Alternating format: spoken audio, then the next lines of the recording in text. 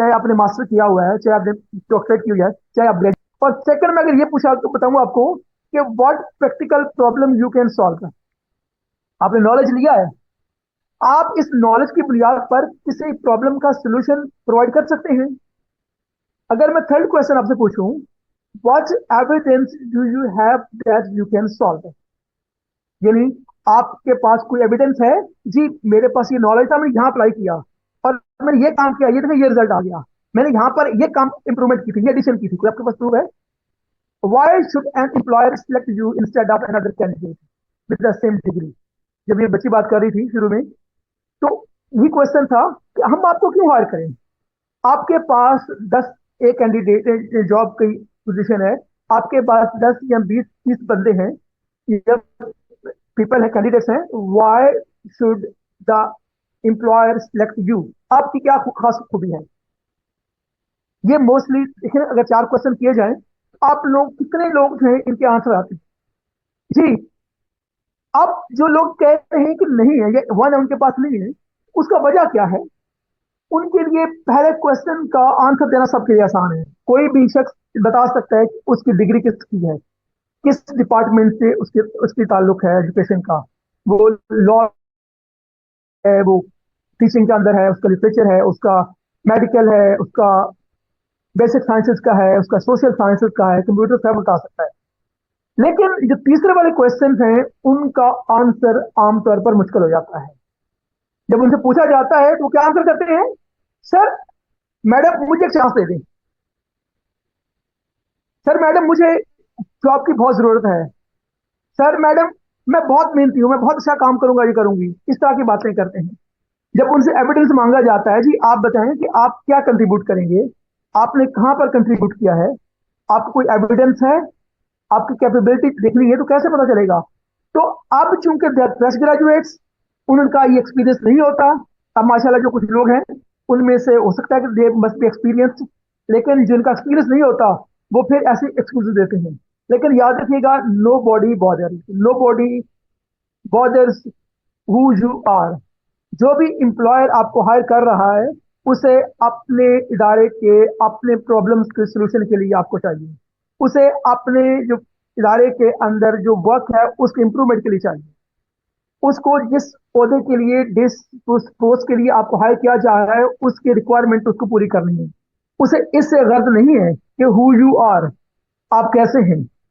ये मैं जनरल बात कर रहा हूँ, सिफारिश की बात नहीं कर रहा हूँ। जी। तो उसकी बड़ी रीजन क्या हो सकती है? जी बता सकते हैं मुझे कि इसकी बड़ी रीजन क्या है? अगर हमारे पास ये गैप आता है तो आप उसमें अगर मैसेज में लिख दें कि इसकी रीजन क्या है कि हम इन इस गैप को जो हमारे पास आता है, इसकी बड़ी वजह क्या हो सकती है? ओके फाइन, चले जी हम जानने की कोशिश करते हैं आपकी सही है। लिमिटेड प्रैक्टिकल एक्सपोजर है, जो भी बात कर रहे थे कि एक्सपोजर नहीं होता, उनके पास नॉलेज है, उनके पास ऐसे चांसेस नहीं होते जहां वो अपने नॉलेज को इंप्लीमेंट कर सकते हैं, जहां वो एग्जीक्यूशन कर सकें, जहां वो कर सकें कि उनकी नॉलेज की कैपेबिलिटी उनके अंदर क्या है। ये पहली बात होती है। Many students complete their degrees without working on real projects. ये दोनों प्रॉब्लम्स हैं। इदारे भी कोशिश करते हैं कि मैक्सिमम लोगों को हायर किया जाए, मैक्सिमम लोगों को जो है वो एनरोल किया जाए बिजनेस के लिए, और स्टूडेंट भी कोशिश करते हैं कि किसी भी तरह डिग्री ली जाए। तो उनका जो रियल प्रोजेक्ट्स होते हैं उन पे काम, जो एक्सपीरियंस कम होता है, एक्सपोजर कम होता है। एक और कम्युनिकेशन विद क्लाइंट्स है। क्लाइंट से बात करना क्या है, आप कम्युनिकेशन स्किल्स जो है वो नो डाउट इंपॉर्टेंट है, लेकिन विद इन कम्युनिकेशन जो है, communication with clients is more important है। क्लाइंट से जब बात करोगे तो क्लाइंट के सामने बात करोगे। एक डॉक्टर है, मिसाल के तौर पर बात करता हूँ, एक डॉक्टर है, तो उसके पास पेशेंट आता है, वो कहता है डॉक्टर साहब मेरे पेट में दर्द है, तो डॉक्टर साहब कहते हैं मैं बड़ा एक्सपीरियंस हूँ, मेरे पास जो है ना वो डिग्री है, एफसीपी की डिग्री है, मैंने फलां से पढ़ा हुआ हूँ, मैं फलां से पढ़ा हुआ हूँ, फलां से पढ़ा हुआ हूँ। तो क्या वो जो पेशेंट है वो इंप्रेस होगा इस बात से कि वो क्या मैं डिग्रियां बताना शुरू कर दूं? एक लॉयर है, उसके पास एक बंदा आता है कि वकील साहब मेरा ये केस है, ये वाला इशू है, वो कहती है मैंने इतना पढ़ा हुआ हूँ, मेरी इतनी डिग्री है, मेरा इतना एक्सपीरियंस है, तो क्या इंप्रेस होगा? क्या हो गया इम्प्रेस पास से कि इस बंदे के पास बड़ा नॉलेज है? नहीं। आप उसे ये क्या कहोगे, जी आपके पेट में दर्द है, ये तो मेरे बाएं हाथ का खेल है, ये तो मैं एक दवाई दूंगा, एक आपको खुराक खाओगे तो आपका पेट दर्द ठीक हो जाएगा। मेरे पास हजारों केस ऐसे आए हुए हैं, मैंने इतना एक्सपीरियंस किया हुआ है। तो उसकी आधी रिलैक्सेशन खत्म हो जाएगी, वो टेंशन खत्म हो जाएगी। अगर आप वकील के पास आता है, वो कहता है कि मसला ही कोई नहीं, ये तो आराम से केस है, ये तो छोटी सी बात है, ये तो आपका मसला 1 मिनट में हल हो जाएगा, आप क्यों परेशान हो रहे हो? तो कम्युनिकेशन क्लाइंट के साथ तरीका और होता है।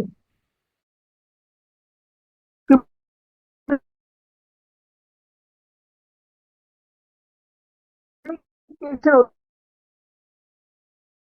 होता है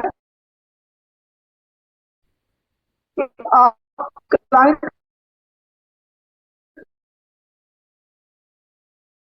के को identify करें, उस तरह करना शुरू करें। आप नेक्स्ट करते हैं कि होना चाहिए, क्वेश्चन कर रहे हैं कि प्रॉब्लम सॉल्व करने का एक्सपीरियंस नहीं हो, उन्हें इंटर्नशिप की होती है, कुछ लोग करते हैं इंटर्नशिप। आजकल जो एचईसी ने जो नया हमारा 2023 का करिकुलम है, इसका लाजमी करा दे दी है कि आपको इंटर्नशिप लाजमी करनी है, लेकिन मीनिंगफुल इंटर्नशिप है। मतलब कि आपने कहीं जाके कोई इंटर्नशिप की है तो कोई कंट्रीब्यूट भी किया कि नहीं किया, कि 3 माह गुजार दिए, 6 माह गुजार के सर्टिफिकेट लेके आ गए हो, तो आपका कोई प्रैक्टिकल उसमें एडिशन भी की है कि नहीं की, इसके बारे में है। तो ये चीजें हैं, ये लैक करते हैं। ये मेरे से चल रहे हैं ना? ये are you with me? Yes sir. Okay. वो तो नहीं हो रहे? कितने लोग बोर हो रहे हैं कि ये फजूल जो हमने बातें सुनी हुई है ये तुम्हें पुरानी लग रही है, नया कुछ भी नहीं है? नो सर, बोर नहीं हो रहे हम। हाँ। अभी कुछ नई बातें अभी आगे आएंगी, कुछ मिक्स है, कुछ थोड़ी सी आगे चले के आएंगी, जो आपके लिए इंशाल्लाह नहीं होंगी।